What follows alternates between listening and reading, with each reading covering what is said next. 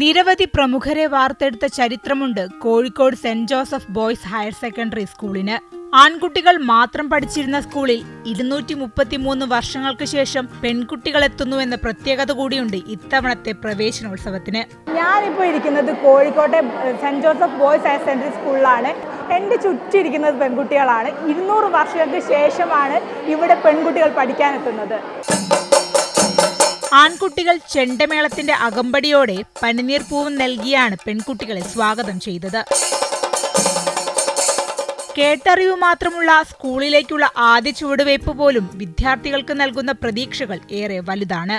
ഞങ്ങൾ saint Joseph boys സ്കൂളിലാണ് ഇരിക്കുന്നത്. ഇന്ന് നമ്മളിതൊക്കെ മാറ്റിമറിക്കാൻ പോവാണ്. ഇപ്പോൾ ഭയങ്കര അടിപൊളിയായിട്ടാണ്. നമ്മുടെ ഫ്രണ്ട്സൊക്കെ കിട്ടിയിട്ടുണ്ട്. ബാൻഡടിയും കൊണ്ടൊക്കെ നമുക്ക് നല്ല ആവേശമായിരുന്നു. വരുമ്പോൾ തന്നെ സന്തോഷം തോന്നുന്നു. സെന്റ് ജോസഫിലൊക്കെ പഠിക്കാൻ അതൊരു പ്രിവിലേജ് അല്ലേ. ഇനി പ്രവേശനോത്സവം ഞങ്ങൾ തൂക്കി. കോഴിക്കോട്ടെ ആൺകുട്ടികൾ മാത്രമല്ല പെൺകുട്ടികളും സ്കൂളിൽ പഠിക്കണമെന്ന ആശയമാണ് ഇതിന് പിന്നിൽ.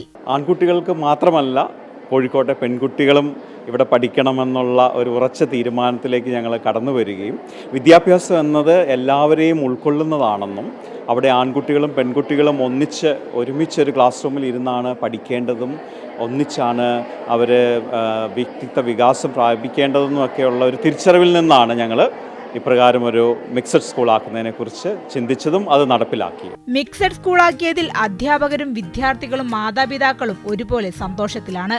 ക്യാമറമാൻ KP ഷൈജുവിനൊപ്പം ലക്ഷ്മിപ്രിയ, അമൃത ന്യൂസ്, കോഴിക്കോട്.